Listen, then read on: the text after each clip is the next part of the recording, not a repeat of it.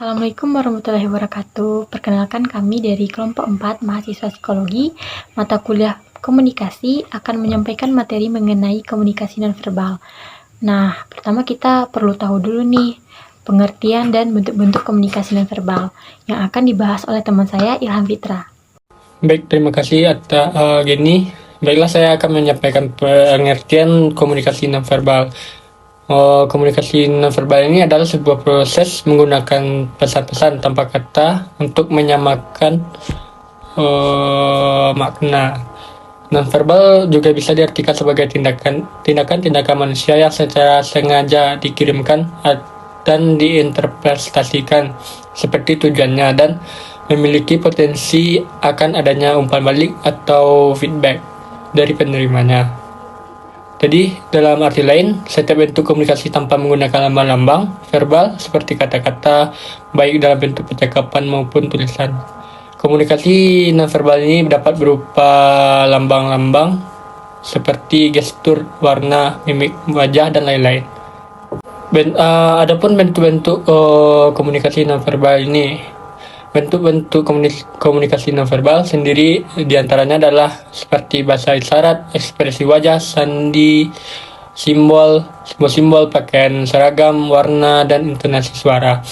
Beberapa contoh komunikasi nonverbal. Yang pertama, sentuhan. Sentuhan dapat termasuk bersalaman, menggenggam tangan, berciuman, sentuhan punggung, mengelus-elus, pukulan, dan lain-lain.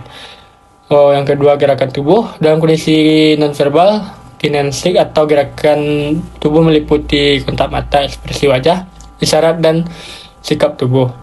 Yang ketiga, vokalik. Vokalik ini adalah unsur nonverbal yang suatu ucapan, yaitu berbicara. Contohnya adalah nada bicara, nada suara, keras atau lemahnya suara. Komunikasi nonverbal memiliki klasifikasi. Nah, apa saja ya klasifikasi komunikasi nonverbal yang akan dibahas oleh teman saya Hanisa Azura? Baiklah, selanjutnya saya akan menjelaskan klasifikasi pesan nonverbal. Rahmat 1994 mengelompokkan pesan-pesan nonverbal sebagai berikut. 1. Pesan kinesik. Pesan nonverbal yang menggunakan gerakan tubuh yang berarti terdiri dari 3 komponen utama, yakni pesan fasial, pesan gestural, dan pesan postural. 2. Pesan fasial menggunakan raut muka untuk menyampaikan makna tertentu. Berbagai penelitian menunjukkan bahwa wajah dapat menyampaikan paling sedikit 10 kelompok makna, yakni kebahagiaan, rasa terkejut, ketakutan, kemarahan, kesedihan, kemuakan, pengecaman, minat, ketajukan, dan tekad. Leader 1976 menyimpulkan penelitian-penelitian tentang wajah sebagai berikut. 1. Wajah mengomunikasikan penilaian dengan ekspresi senang dan tak senang, yang menunjukkan apakah komunikator memandang objek panel intinya baik atau buruk. 2. Wajah mengkomunikasikan berminat atau tidak berminat pada orang lain atau lingkungan. Wajah mengkomunikasikan intensitas keterlibatan dalam situasi-situasi. 3. Wajah mengkomunikasikan tingkat pengendalian individu terhadap pernyataan sendiri, dan wajah barangkali mengkomunikasikan adanya atau kurang pengertian. Selanjutnya, yang ketiga, pesan gestural.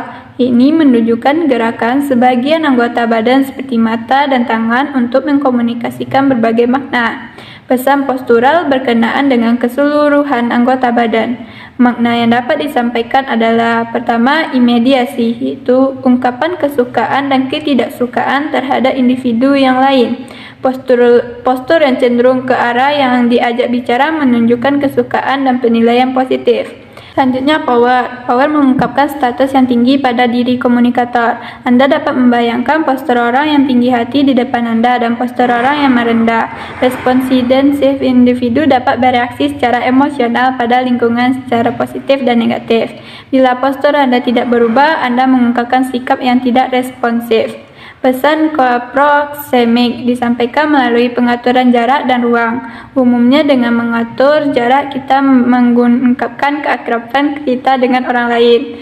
Selanjutnya, pesan artifaktual diungkapkan melalui penampilan tubuh, pakaian, dan kosmetik. Walaupun bentuk tubuh relatif menetap, orang sering berperilaku dalam hubungan dengan orang lain sesuai dengan persepsinya tentang tubuhnya atau body image. Erat kaitannya dengan tubuh ialah upaya kita membentuk citra tubuh dengan pakaian dan kosmetik. Pesan paralinguistik adalah pesan nonverbal yang berhubungan dengan cara mengucapkan pesan verbal. Satu pesan verbal yang sama dapat menyampaikan arti yang berbeda bila diucapkan secara berbeda.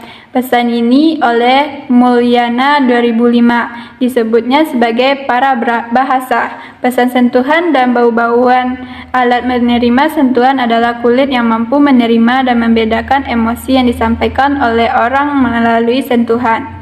Sentuhan dengan emosi tertentu dapat mengomunikasikan kasih sayang, takut, marah, bercanda, dan tanpa perhatian. Bau-bauan terutama yang menyenangkan atau wewangian telah berabad-abad digunakan orang juga untuk menyampaikan pesan, menandai wilayah mereka, mengidentifikasi keadaan emosional, pencitraan, dan menarik lawan jenis. Sekian dari saya, terima kasih. Prinsip komunikasi nonverbal ada beberapa prinsip menurut Dale G. Letters. Yang pertama itu, komunikasi nonverbal sangat menentukan makna dalam komunikasi interpersonal. Lebih efektif menyampaikan perasaan dan emosi dibandingkan komunikasi verbal.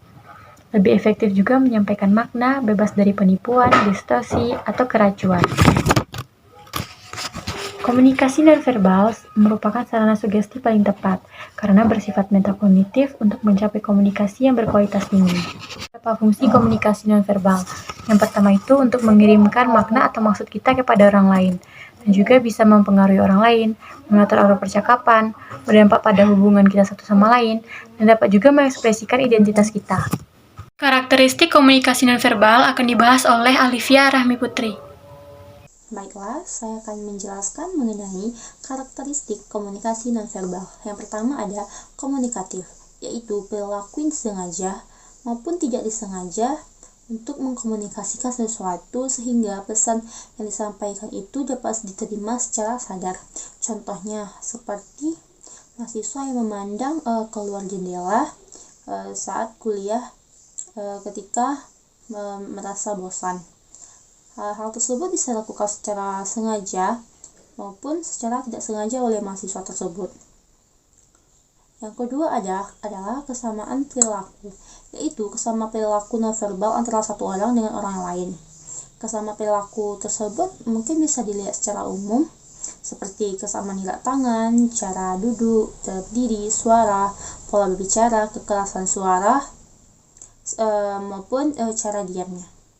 Yang ketiga ada artifaktual, yaitu komunikasi nonverbal bisa juga dibentuk dalam bentuk sebuah artefak. Contohnya seperti cara berpakaian, tata lihat wajah, alat tulis, mobil, rumah, perabot rumah, dan cara menatanya. Barang-barang yang dipakai dan seperti jam tangan, gelang, atau cincin gitu. Yang keempat ada kontekstual, yaitu bahasa nonverbal yang terjadi dalam suatu konteks, yaitu membantu pembentukan makna dari setiap perilaku nonverbal. Misalnya, memukul meja saat pidato berbeda maknanya dengan memukul meja pada saat mendengar suatu berita kematian itu. Yang kelima yaitu paket. Paket ini artinya adalah bahasa nonverbal yang merupakan sebuah paket dalam satu kesatuan. Misalnya paket nonverbal jika bagian tubuh bekerja sama untuk mengkomunikasikan makna tertentu. Harus dilihat secara keseluruhan paketnya dari perilaku tersebut. Contohnya ada gabungan paket verbal dan nonverbal. Misalnya jika orang marah dan kemarahan itu kayak bisa berkata-kata seperti berkata-kata itu verbal, dan verbalnya adalah seperti wajah yang berkerut, wajah yang menegang, dan dahi yang berkerut mungkin. Yang keenam, dapat dipercaya. Pada umumnya perilaku atau komunikasi nonverbal ini lebih dipercaya daripada komunikasi verbal gitu. Ketidakkonsistenan tampak dari bahasa nonverbal. Misalnya seseorang yang sedang berbohong, nanti akan nampak secara nonverbalnya dia seperti gelisah saat bicara. Yang ketujuh ada dikendalikan oleh aturan. Kita sejak kecil sudah belajar kaidah-kaidah kepatuhan melalui pengamatan perilaku orang yang dewasa. misalnya seperti kayak perilaku nonverbal menyentuh, kita tahu kapan situasi yang boleh dan kapan situasi yang tidak boleh. Itu. Sekian dari saya kembalikan kepada moderator. Dan komunikasi nonverbal sangat signifikan digunakan akan dibahas oleh teman saya, Syahida Alivia. Baiklah, saya akan menjelaskan mengenai alasan pesan nonverbal. Dalam teorinya Dale G. Letters pada tahun 1976, dalam Nonverbal Communication System menyebutkan ada 6 alasan mengapa pesan nonverbal sangat signifikan. Yang pertama, faktor-faktor nonverbal sangat menentukan makna dalam komunikasi interpersonal. Ketika kita berkomunikasi secara tatap muka pada orang lain, kita lebih banyak menyampaikan gagasan dan pikiran kita lewat pesan-pesan nonverbal, sehingga orang lain pun juga lebih banyak membaca pikiran kita lewat petunjuk-petunjuk nonverbal. Yang kedua, perasaan dan emosi lebih cermat disampaikan lewat pesan nonverbal ketimbang pesan verbal. Yang ketiga, pesan nonverbal menyampaikan makna dan maksud yang relatif bebas dari penipuan, distorsi, dan juga keracuan. Pesan nonverbal juga jarang dapat diatur oleh komunikator secara sadar. Yang keempat, pesan nonverbal mempunyai fungsi metakomunikatif yang sangat diperlukan untuk mencapai komunikasi yang berkualitas. Fungsi metakomunikatif artinya memberikan informasi tambahan yang memperjelas maksud dan makna pesan tersebut. Yang kelima, pesan nonverbal merupakan cara komunikasi yang lebih efisien dibandingkan pesan verbal. Dari segi waktu, pesan verbal sangat tidak efisien. Juga dalam paparan verbal selalu terdapat redundansi, repetisi, ambigu, dan juga abstraksi. Yang keenam, pesan nonverbal merupakan sarana sugesti yang paling tepat. Ada situasi di mana komunikasi menuntut kita untuk mengungkapkan gagasan dan emosi secara tidak langsung. Sekian penjelasan dari saya. Assalamualaikum warahmatullahi wabarakatuh. Demikian penyampaian materi dari kelompok kami. Terima kasih telah menonton. Assalamualaikum warahmatullahi wabarakatuh.